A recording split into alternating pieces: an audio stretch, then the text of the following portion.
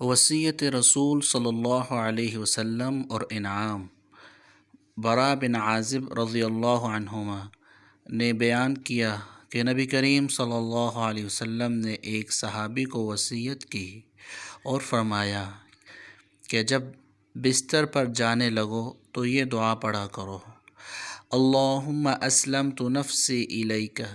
وفوضت امری الیک ووجہت وجہی الیک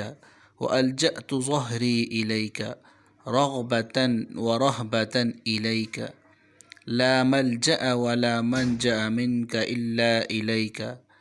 آمنت بکتابک الذی انزلت وبنبیک الذی ارسلت۔ پھر اگر تو مر گیا تو فطرت یعنی اسلام پر مرے گا،